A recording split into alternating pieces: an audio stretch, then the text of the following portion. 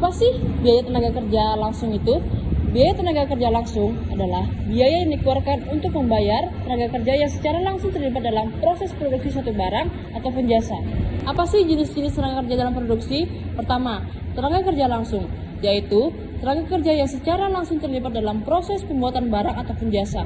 Kedua, tenaga kerja tidak langsung, yaitu tenaga kerja yang tidak langsung membuat produk akan tetapi membantu ataupun mendukung proses produksi agar berjalan lancar. Yang ketiga, tenaga kerja administratif dan pemasaran.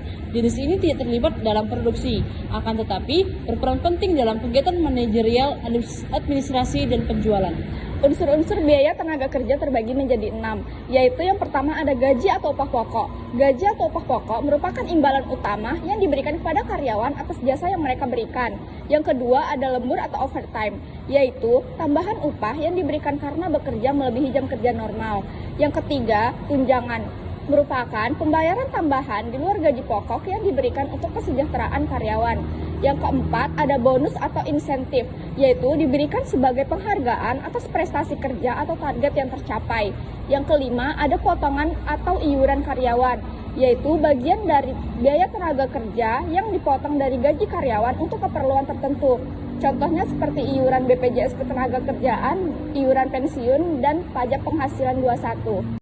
Yang keenam, biaya manfaat karyawan, yaitu biaya yang ditanggung perusahaan untuk memberikan fasilitas tambahan bagi karyawan. Sistem penggajian dan pengupahan terbagi menjadi 5, yaitu yang pertama ada sistem waktu atau time based system, yaitu upah diberikan berdasarkan lama waktu bekerja, tidak tergantung pada banyaknya hasil yang dikerjakan.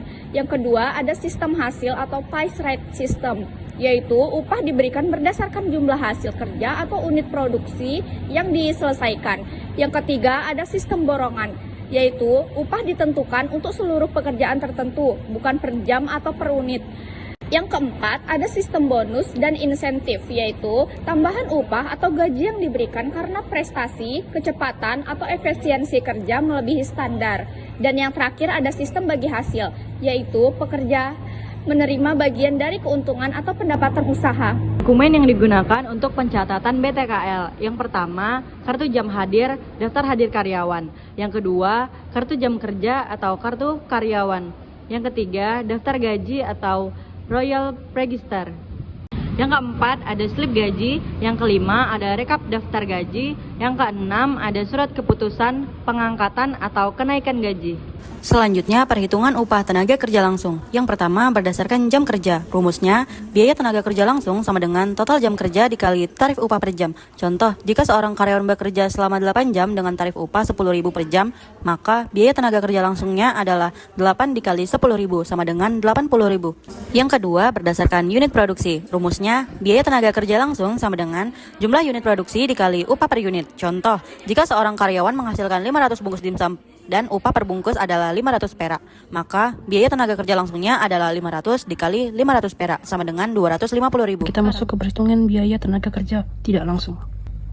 PT Makmur Sejahtera menganggarkan biaya overhead pabrik atau BOP untuk bulan Maret dengan menggunakan dasar alokasi jam kerja langsung. Pertama, biaya tenaga kerja tidak langsung atau BTKL, gaji supervisor produksi sebesar 12 juta, gaji staf pemeliharaan mesin 5 juta, biaya overhead lain, biaya listrik dan air pabrik 8 juta, biaya depresiasi mesin 5 juta, total jam kerja langsung atau JKL yang dianggarkan 4.000 jam. Manajer produksi menerima pesanan produk yang memerlukan 1,5 jam kerja atau JKL untuk setiap unitnya. Pertanyaan: 1. Berapakah total biaya overhead pabrik atau BOP yang dianggarkan? 2. Berapakah tarif BOP per jam kerja langsung? 3. Berapakah biaya overhead termasuk BTKL yang dibebankan ke setiap unit produk? Y. Penyelesaian. Pertama, menghitung total BOP yang dianggarkan. Total BTKL sama dengan 12 juta ditambah 5 juta sama dengan 17 juta. Total BOP sama dengan total BTKL ditambah biaya overhead lain sama dengan 17 juta ditambah 8 juta ditambah 5 juta. Akan mendapatkan hasil BOP sebesar 30 juta. Kedua, menghitung tarif BOP. Tarif ini digunakan untuk membebankan total BOP termasuk BTKTL ke produk. Dengan rumus, tarif BOP sama dengan total BOP anggaran dibagi total jam kerja langsung dianggarkan, yaitu tarif BOP sama dengan 30 juta per 4.000 jam. Jadi, hasil dari tarif BOP-nya adalah 7.500 per JKL. 3. Menghitung biaya overhead yang dibebankan ke produk Y. BOP dibebankan sama dengan tarif BOP dikali CKL per unit. BOP dibebankan sama dengan 7.500 per CKL dikali 1,5 CKL. Jadi, BOP yang dibebankan ke produk Y sama dengan 11.250 per unit. Pengendalian biaya tenaga kerja. Pengendalian biaya tenaga kerja adalah serangkaian tindakan untuk mengawasi dan mengelola pengeluaran gaji karyawan secara efisien, termasuk dengan menetapkan anggaran, merencanakan kebutuhan tenaga kerja, dan memantau aktivitas kerja. Apa sih tujuannya? Yaitu untuk memastikan biaya tenaga kerja tetap wajar, memaksimalkan produktivitas, mengurangi pemborosan seperti kerja lembur, serta menjaga keseimbangan antara biaya dan kualitas hasil kerja. Metode dan langkah-langkahnya. Pertama, perencanaan dan penganggaran. Kedua, pengawasan dan pemantauan. Ketiga, peningkatan efisiensi. Keempat, pengelolaan gaji dan insentif. Kelima, analisis keuangan. Analisis selisih biaya tenaga kerja. Yang pertama, selisih tarif tenaga kerja. Selisih tarif mengukur perbedaan antara tarif upah aktual yang dibayarkan dengan tarif upah standar yang ditetapkan dikalikan dengan jam kerja aktual. Varian ini menunjukkan seberapa baik tim sumber daya manusia atau SDM atau pengadaan dalam mengelola biaya upah. Yang kedua, selisih efisiensi tenaga kerja. Selisih efisiensi mengukur perbedaan antara jam kerja aktual yang digunakan dengan jam kerja standar yang seharusnya digunakan untuk menghasilkan output aktual dikalikan dengan tarif standar. Akuntansi untuk biaya tenaga kerja langsung, yaitu biaya tenaga kerja langsung adalah upah pekerja yang terlibat langsung dalam proses produksi seperti operator mesin atau penjahit. Dokumen yang digunakan ada dua, yaitu kartu jam kerja, yaitu mencatat jam kerja karyawan. Yang kedua ada job time ticket, yaitu mencatat jam kerja untuk tiap pesanan atau produk.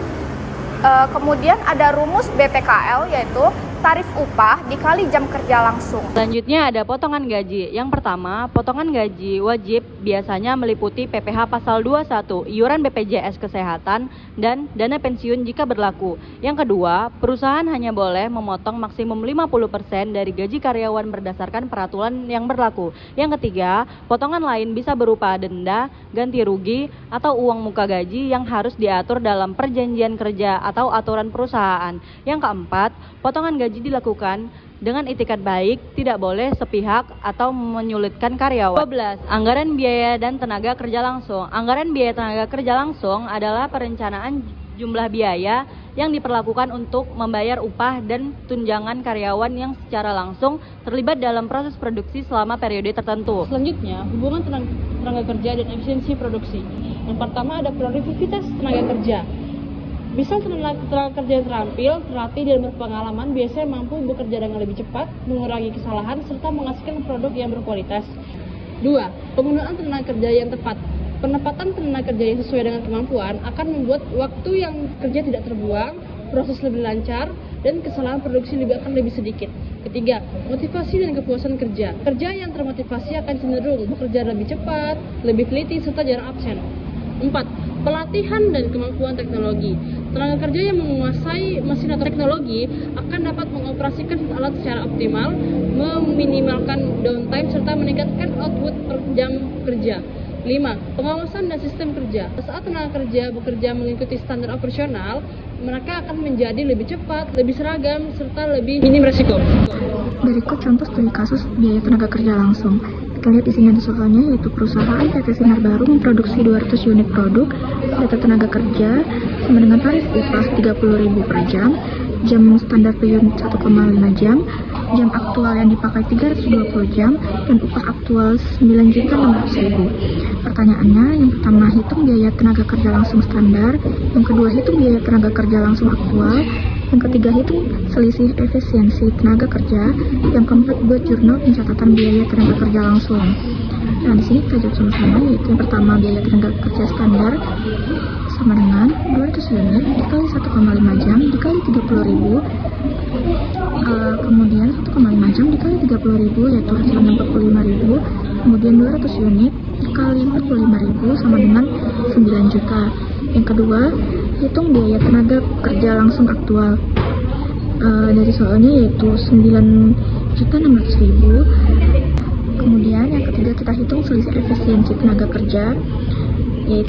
standar sama dengan 200 dikali 1,5 jam sama dengan 300 jam.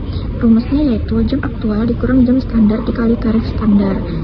Jam aktualnya yaitu 320 dan jam standarnya 300 dikali tarif standarnya 30.000. Jadi 320 dikurang 300 sama dengan 20, kita kalikan 30.000, yaitu hasilnya 600.000. Yang keempat, buat jurnal pencatatan biaya tenaga kerja langsung. Di sini barang dalam proses 9.600.000 di debit dan utang gaji 9.600.000 di kredit. Selanjutnya, studi kasus biaya tenaga kerja tidak langsung. PT Cahaya Abadi memproduksi perabot rumah. Pada bulan November, perusahaan mengeluarkan biaya tenaga kerja berikut. Data tenaga kerja tidak langsung. Yang pertama, gaji mandor produksi sebesar 6 juta. Yang kedua, gaji petugas gudang bahan baku sebesar 3 juta. Yang ketiga, lembur petugas perawatan mesin sebesar 1 juta. Total biaya tenaga kerja tidak langsung 6 juta ditambah 3 juta ditambah 1 juta sama dengan 10 juta. Perhitungan biaya tenaga kerja tidak langsung. Semua biaya tenaga kerja yang tidak berhubungan langsung dengan pembuatan produk diklasifikasikan sebagai biaya overhead. Total BOP tenaga kerja tidak langsung bulan November sebesar 10 juta. Jurnal pencatatan. Karena tenaga kerja tidak langsung adalah bagian dari overhead pabrik, pencatatannya saat biaya tenaga kerja tidak langsung terjadi, biaya overhead pabrik 10 juta di debit, utang gaji atau kas 10 juta di kredit. Selanjutnya, jika menggunakan sistem pembayaran gaji saat menjadi utang, biaya overhead pabrik 10 juta di debit, utang gaji 10 juta di kredit. Saat gaji dibayarkan, utang gaji 10 juta di debit, kas 10 juta di kredit.